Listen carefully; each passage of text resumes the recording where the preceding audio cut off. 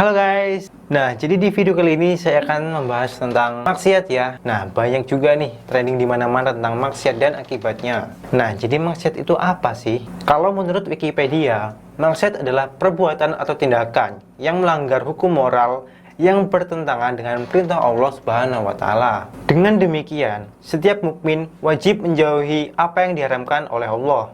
Baik dia menyebutnya sebagai dosa, ismun, khotiah ataupun maksiat. Menghindari semua perbuatan buruk yang Allah haramkan, baik dinamakan khotiah, sayi'ah, maksiat ataupun itsmun.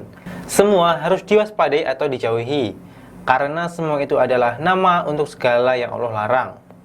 Menurut Abu Alqa Al-Abdillah, maksiat dapat mengurangi semangat dalam belajar agama.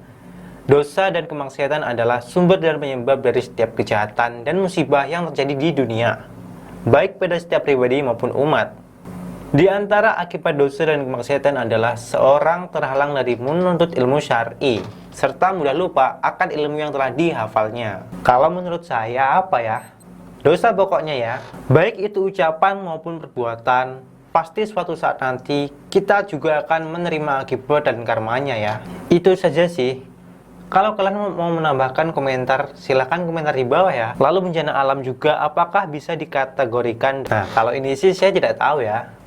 Ya pokoknya kalau kita menanam kebaikan, pasti suatu saat kita juga akan menuai kebaikan.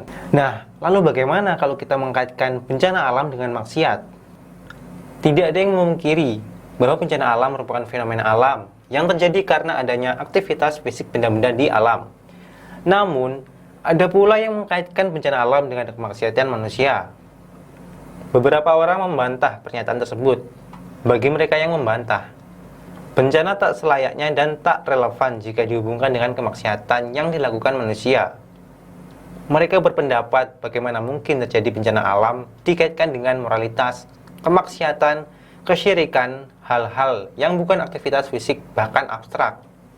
Namun, ingatkah Anda dengan kisah kaum Sodom di zaman Nabi Lut? Masyarakat kota Sodom terkenal dengan moral dan akhlaknya yang busuk. Mereka tidak mempunyai pegangan agama atau penghargaan terhadap nilai-nilai kemanusiaan. Maksiat dan kemungkaran merajalela dalam pergaulan hidup mereka. Pencurian dan perampasan harta merupakan hal lumrah. Di sana, yang kuat menjadi penguasa dan yang lemah adalah korban penindasan. Perbuatan maksiat yang paling menonjol dalam masyarakat kota Sodom adalah perilaku seksualnya yang tidak normal, yakni berhubungan dengan sesama jenis. Para pria lebih suka berhubungan dengan sesama jenis melalui anal seks, sedangkan wanitanya menjadi lesbian. Jika ada musafir yang masuk ke kota Sodom dan membawa barang-barang berharga, maka barang-barang itu akan dirampas. Kemudian musafir tersebut akan mengalami pelecehan seksual dari penduduk kota. Pada akhirnya, bergetarlah bumi dengan dahsyatnya di bawah kaki rakyat Sodom. Getaran tersebut diikuti gempa bumi dahsyat dan angin kencang serta hujan batu. Kota Sodom hancur seketika beserta semua penghuninya. Allah pun meninggalkan bekas-bekas reruntuhan kota Sodom tersebut. Ini menjadi peringatan bagi kita semua agar tidak berbuat maksiat apabila tidak ingin bernasib sama dengan kaum Sodom.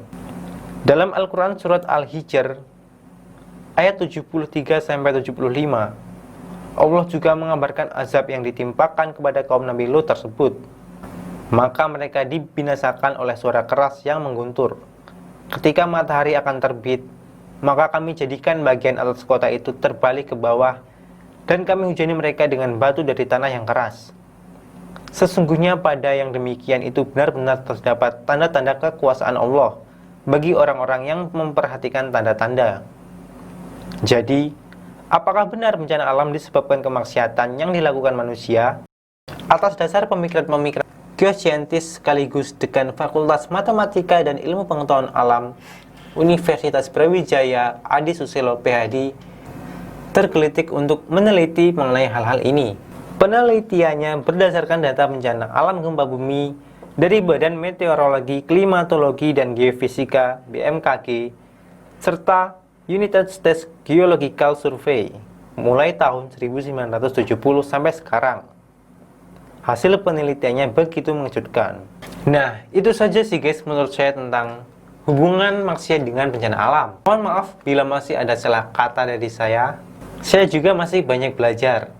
Maka dari itu silakan tinggalkan kritik dan saran di komentar di bawah ya. Mari kita bersama-sama untuk lebih belajar lagi tentang agama. Oh yes, jadi yang nggak kalah penting juga jangan lupa untuk klik tombol like, subscribe, dan komentar ya guys. Dan jangan lupa juga untuk share video ini agar teman-teman kalian bisa lebih tahu dengan informasi seputar agama ya guys. Terima kasih yang sudah menonton video ini sampai habis dan sampai jumpa.